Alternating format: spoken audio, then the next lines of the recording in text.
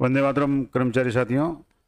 आज मैं आपको एसएसओ आईडी पे किस तरह से किसी नए कार्मिक की जो आईडी बनाते हैं उस प्रक्रिया को पूरी आपको समझाने का प्रयास करूंगा।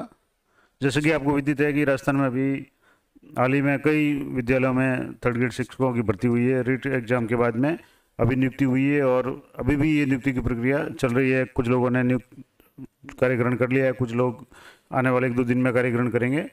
तो जब भी कोई कर्मचारी कार्य ग्रहण करता है तो सबसे पहले उसको एम्प्लॉय आईडी की आवश्यकता होती है। तो किसी भी कार्मिक की एम्प्लॉय आईडी एसएसओ आईडी पे कैसे बनाएं, वो सारी प्रक्रिया मैं आपको बताने का प्रयास कर रहा हूँ। और एक विशेष जो बात मैं आपको बता दूं कि कई लोग जो विद्यालय में एसएसओ आईडी नहीं बना करके ई मित्र पे बनाने का प्रयास करते हैं, वो ई मित्र वाले एसएसओ आईडी अपने एसएसओ अगर आईडी से बनाएंगे तो वो आईडी गलत हो जाएगी और कर्मचारी को भी वजह परेशान भी होना पड़ेगा और दोबारा आईडी है वापस डीडीओ के लॉगिन से ही बनाना पड़ेगा।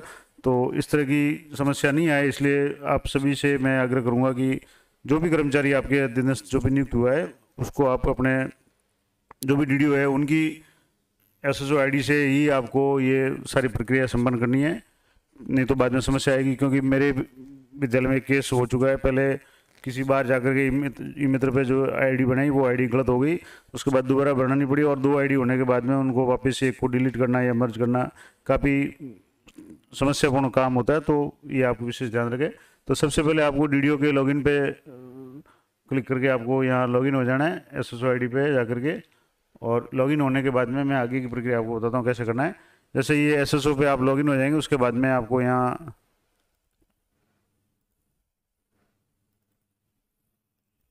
लॉगिन हो जाना है और लॉगिन होने के बाद आगे की प्रक्रिया बताता हूँ। जैसे मैंने बार अभी लॉगिन किया था इसलिए ये ऑलरेडी लॉगिन आ रहा है।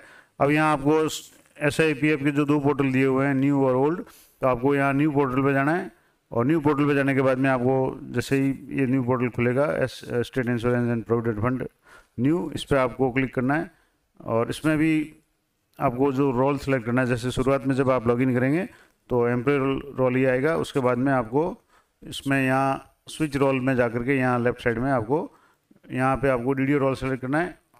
तो डीडीओ रोल सेलेक्ट करने के बाद में आगे आपको क्या करना है, वो यहाँ डीडीओ रोल सेलेक्ट करेंगे जब आपके सामने 4 तरह के जो ऑप्शन यहाँ आएंगे, एम्प्लॉय आएगा, जीपीएफ आएगा, पेमेंट आएगा और एसआई का आएगा। अब आपको किस मॉड्यूल में जाना है या किस इस पे क्लिक करना है, तो आपको एम्प्लॉय पे क्लिक करना है। अब एम्प्लॉय पे क्लिक करेंगे तो यहाँ वापस 4-5 ऑप्शन आ रहे हैं। पहला है क्रिएट है, दूसरा है एम्प्लॉय डिटेल्स है, तीसरा है एम्प्लॉय ट्रांसफ़र है और चौथा प्रोफाइल और 5वां है अपडेट नॉमिनी। तो ये 5 ऑप्शन में से जो पहला ऑप्शन है क्रिएट, इस पर आपको क्लिक करना है क्योंकि आप नई आईडी क्रिएट करना चाह रहे हैं, बनाना चाह रहे हैं, तो आपको क्रिएट पे क्लिक करना है। अब यहाँ क्लिक करने के बाद में जब ये आगे का जो भी पेज खुलेगा उसमें आपको यहाँ देखना है कि सबसे पहले आपको यहाँ एम्प्लॉय का जो नाम है वो भरना है। अब जैसे मैं अभी आपको बताने के लिए, ये समझाने के लिए कर रहा हूँ, तो मैं XYZ नाम भर करके आपको बताऊँगा। जिसमें यहाँ XYZ नाम भर दिया, या आपको यहाँ डेट ऑफ बर्थ भरनी है तो डेट ऑफ बर्थ आप इस जो भी कैलेंडर दिया हुआ है इस कैलेंडर से आप सेलेक्ट करके आप कोई भी किसी भी कार्मिक की जो डेट है वो आप जैसे भर सकते हैं। तो मैं रैंडमली कोई भी डेट सेलेक्ट करके आपको यहाँ बता रहा हूँ। अब यहाँ आपके जैसे आगे पिता का नाम लिखना है या हस्बैंड का नाम लिखना है, तो जो भी नाम लिखना है, पिता का नाम लिखेंगे तो यह रिलेशन है वो बताना पड़ेगा आपको। जैसे फादर है तो फादर नेम, तो यहाँ फादर का नाम आ जाएगा। अब जैसे मैं इसको ABC लिख रहा हूँ क्योंकि ये सिर्फ मैं आपको समझाने के लिए बता रहा हूँ। अब यहाँ जैसे मैरिटल स्टेटस में जो भी कार्मिक नियुक्त हुआ है जिसने कार्य ग्रहण किया है वो मैरिड है, अनमैरिड है, डाइवोर्सी है, विडो है या विडोअर है। तो अब जैसे मान लो मैरिड है तो मैरिड सेलेक्ट करना है। अगर मैरिड है तो डेट ऑफ मैरिज भी आपको यहाँ सेलेक्ट करनी है कि जो भी मैरिज की जो भी तारीख है वो आपको यहाँ से सिलेक्ट करनी है। अब तारीख आप कोई भी सिलेक्ट कर सकते हैं, वो आपकी इच्छा पे है। हालांकि ये मैं इसलिए इच्छा का ही कर रहा हूँ कि अभी मैं डेमो आपको बता रहा हूँ। वास्तव में आपको जो कार्मिक है उसकी अगर शादी हो चुकी है तो उसकी वास्तविक तारीख भरनी है, और अगर वो अनमेरिड है तो जो भी कैटेगरी है उसमें आपको सेलेक्ट करना है। और अगर मान लो जैसे यहाँ कोई डाइवोर्सी केस है तो डाइवोर्सी केस में यहाँ डेट नहीं आएगी, यहाँ सीधा पैन नंबर आ जाएगा। तो जैसी भी आप कैटेगरी सेलेक्ट करेंगे उसके आगे आ जाएगा। जैसे विडो की कैटेगरी आप सेलेक्ट करेंगे तो यहाँ भी पैन नंबर ही आएगा। तो अनमेरिड है तो यहाँ भी पैन नंबर आएगा, लेकिन अगर मैरिड आ रहा है तो आपको यहाँ मैरिज की डेट भरनी पड़ेगी। उसके बाद में उस कार्मिक का पैन नंबर भरना ज़रूरी है। अब मान लो पैन नंबर अगर किसी कार्मिक का नहीं है तो सबसे पहले आपको, हालांकि अभी इसमें जो स्टार दिए हुए हैं, जैसे यहाँ आप देखेंगे स्टार जो दिए हैं वो तो मैंडेटरी है, वो अनिवार्य है, लेकिन पैन नंबर अगर नहीं है तो आप पैन नंबर हाथों हाथ बना सकते हैं और 2-3 घंटे में आपके पैन कार्ड जो बन के आ जाता है, अगर आपके आधार जो भी है मोबाइल से लिंक है। तो अगर आपका आधार मोबाइल से लिंक नहीं है तो इसके संबंध में मैंने वीडियो कल परसों ही अपलोड किया है, वो आप देख सकते हैं। और अगर आप पैन कार्ड घर बैठे बनाना चाहें तो मात्र 10-15 मिनट में आप घर बैठे पैन कार्ड बना सकते हैं। पूरा वीडियो मैंने इसी चैनल पे अपलोड किया हुआ है, आप चैनल को विजिट करके वहाँ से जानकारी ले सकते हैं। अब ये पैन नंबर आपने जैसे जो भी आपने पैन नंबर को भर दिया, उसके बाद में आपको यहाँ जेंडर सेलेक्ट करना है, मेल फीमेल या अदर है, तो जैसे मान लो मेल है तो मेल करना है, फीमेल है तो फीमेल। और प्लेस ऑफ बर्थ है तो प्लेस ऑफ बर्थ आपको जो भी आप अपने जो भी इस कैंडिडेट को पूछ करके उसको भरना है। उसके मोबाइल नंबर है तो आप उसको मोबाइल नंबर आपको जो भी है वो आपको यहाँ भरना है। ईमेल आईडी भी आपको यहाँ भरनी है। तो इस तरह से उसके बाद में इन सर्विस है तो या रिटायर्ड है तो अब जैसे कार्मिक नया लगा तो इन सर्विस ही होगा, उसमें कोई ज़्यादा विचारने की बात नहीं। और एम्प्लॉय टाइप है, इसमें गवर्नमेंट एम्प्लॉय है, ऐसे भी एम्प्लॉय है, तो ज़्यादातर जो भी एम्प्लॉय है वो गवर्नमेंट के होंगे, तो यहाँ आपको गवर्नमेंट एम्प्लॉय भरना है। उसके बाद में एड्रेस, परमानेंट एड्रेस जो भी आपको है, यहाँ जो परमानेंट एड्रेस है वो आपको यहाँ भरना है। मैं आपको सिर्फ समझाने के लिए बता रहा हूँ, इसलिए एड्रेस नहीं भरूँगा। अब जैसे राजस्थान का कैंडिडेट है तो राजस्थान उसका जो मूल निवास है वो भरना है। डिस्ट्रिक्ट आपको अपने हिसाब से सिलेक्ट करना है, जो भी डिस्ट्रिक्ट है, और उसकी तहसील सेलेक्ट करनी है। उसके बाद में आपको यहाँ जो भी पिन कोड है वो पिन कोड सेलेक्ट करना है। और अगर मान लो सेम एड्रेस है कॉरेस्पॉन्डिंग का तो इस क्लिक बॉक्स पर क्लिक करना है, सेम जानकारी आ जाएगी। और अलग अलग है तो आपको यहाँ डिटेल अलग अलग भरनी है, जैसा भी यही कंडीशन है उसके हिसाब से आप उसको करना है। उसके बाद में सर्विस डिटेल पे आ जाएंगे तो यहाँ ध्यान रखने वाली बात महत्वपूर्ण ये है कि यहाँ डिपार्टमेंट को आपको सेलेक्ट करना है। अब जैसे यहाँ आपको सबसे पहले जैसे शिक्षा विभाग में कोई कार्मिक टीचर के रूप में नियुक्त हुआ है तो आपको यहाँ एजुकेशन डिपार्टमेंट सेलेक्ट करना है।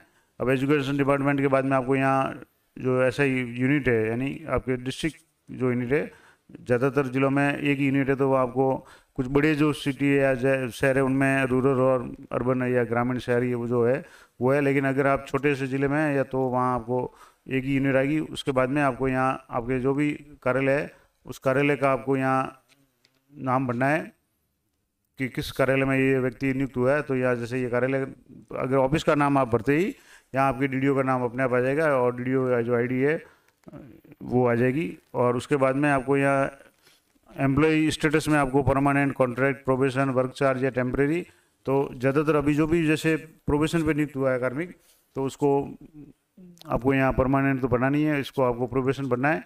और कैटेगरी आपको जो भी कैटेगरी है, अब जैसे अगर सर्विस स्टेट सर्विस का मतलब हो गया कि जैसे शिक्षा विभाग में है तो व्याख्याता या सेकेंडरी एचएम या प्रिंसिपल या उससे ऊपर के ग्रेड के कोई कार्मिक है तो स्टेट सर्विस में आ जाएंगे। और इसके अलावा जो थर्ड ग्रेड टीचर है या सेकंड ग्रेड वगैरह है वो सबऑर्डिनेट में आ जाएंगे। अगर एलडीसी, यूडीसी या जो चतुर्थ श्रेणी कर्मचारी है वो मिनिस्ट्रियल में आ जाएंगे। मिनिस्ट्रियल में एलडीसी, यूडीसी आएंगे और चतुर्थ श्रेणी के लिए अलग से कॉलम दिया हुआ है, वर्क चार्ज का दिया हुआ है। इसके अलावा अगर कोई री एम्प्लॉयड है, दोबारा किसकी नौकरी लग रही है तो उसको यहाँ सेलेक्ट करना है, या कोई कॉन्ट्रेक्चुअल है या किसी तरह की जो भी उसकी जो भी नेचर है उसके हिसाब से आपको यहाँ सेलेक्ट करना है। जैसे मान लो टीचर के लिए है तो सबऑर्डिनेट कैटेगरी सेलेक्ट करनी है। उसके बाद में सब कैटेगरी में आपको 2 आएगी, जैसे सबऑर्डिनेट है या आरआरटी है तो आपको यहाँ सबऑर्डिनेट सेलेक्ट करना है। उसके बाद में डेजिग्नेशन, यहाँ आपको जो भी लिस्ट दी हुई है इस लिस्ट में से आपको सेलेक्ट करना है कि उसका पद क्या है, डेजिग्नेशन क्या है। तो अब जैसे टीचर है तो उसको सीधे आप जैसे टी पे आएंगे तो यहाँ क्योंकि बहुत बड़ी लिस्ट है तो यहाँ जैसे टीचर्स लेवल 1, 2, 3 जो भी है तो उसको जैसे यहाँ एस के बाद में टी आएगा, टी ए, तो जैसे ये यहाँ से आपको सेलेक्ट करना है। टीचर ग्रेड फर्स्ट है, टीचर ग्रेड सेकंड है, टीचर ग्रेड थर्ड है। जैसे मान लो थर्ड ग्रेड टीचर है तो टीचर ग्रेड थर्ड कर देना है। बजट हेड है तो आपको बजट हेड अपने जो भी पे मैनेजर पे बजट हेड है उसको सेलेक्ट करना है। और अगर इस बजट के बारे में जानकारी नहीं है तो मैं शीघ्र ही वीडियो मैंने बनाया हुआ है, मैं कल ही उसको अपलोड कर दूंगा, तो वहाँ से आप देख सकते हैं कि आपके विद्यालय में किस किस हेड में किस किस पद के लिए कौन से कितने कार्मिकों की नियुक्ति होगी, या कौन सा कार्मिक है, किस विषय का अध्यापक है, या लेवल 1 का, 2 का है, या किस सब्जेक्ट का है, वो किस हेड के आएगा। तो आपको वहाँ से इस बजट हेड को सेलेक्ट करना है। उसके बाद में डेट ऑफ अपॉइंटमेंट का मतलब नियुक्ति आदेश किस तारीख को जारी हुए हैं आपको वो डेट भरनी है। और joining date in present office, यानी आपके कार्यालय में वो व्यक्ति किस तारीख को आया है वो आपको भरनी है। दोनों एक भी हो सकती है, यानी उसी दिन अगर आदेश निकला उसी दिन कार्मिक ज्वाइन करने आया तो वो सेम हो जाएगी, अन्यथा डेट सामान्य रूप से अलग होगी, क्योंकि आदेश निकलने के बाद में लोग एक दिन में मेडिकल या चरित्र प्रमाण पत्र को जो पुलिस वेरिफिकेशन वगैरह वो तैयार करते हैं, तो 1-2 दिन या कोई अवकाश आ जाता है, तो 1-2 दिन का गैप हो सकता है।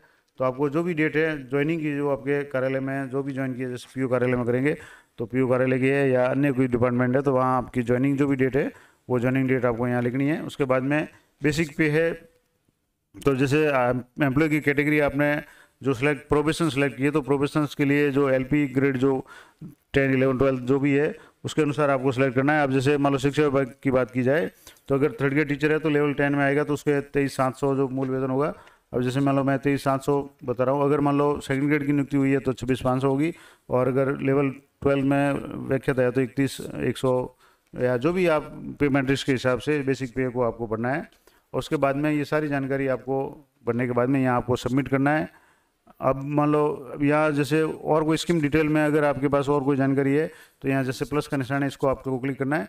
तो अब यहाँ जैसे जीपीएफ है, एस आई एनपीएस है, ये जो जीपीएफ 2004 है, ये सारी डिटेल्स है, अभी आपके काम की नहीं है, क्योंकि ये जब एम्प्लॉय की आईडी बन जाएगी उसके बाद में जैसे जैसे जो भी पॉलिसी जारी होगी, मान लो जैसे जीपीएफ 2004 जारी हो गई या एसआई की नंबर जारी हो गए, हालांकि वो 2 साल के प्रोबेशन पूरा होने के बाद होंगे। एनपीएस या सीपीएफ के नंबर जो पहले जारी होते थे अब वो चेंज हो गए, तो जो भी कंडीशन होगी वो बात की बात है। अभी इसको जैसे आपको यहाँ कैंसिल करना है और यहाँ आपको सीधे सबमिट पे जाना है, और आप सबमिट करने के बाद में कुछ समय के बाद में जब आप चेक करेंगे तो आपके एक दूसरा, एक तो ये कि एम्प्लॉय के जो भी मोबाइल नंबर और ईमेल आईडी आपने दिए हैं उस पर भी मैसेज आ जाएगा, और यहाँ भी आप डीडीओ के लॉगिन पे भी आप चेक करते रहें, आईडी जब भी बनेगी तुरंत आपके यहाँ मैसेज आ जाएगा। इस तरह से आप किसी भी नए कार्मिक की आईडी बना सकते हैं।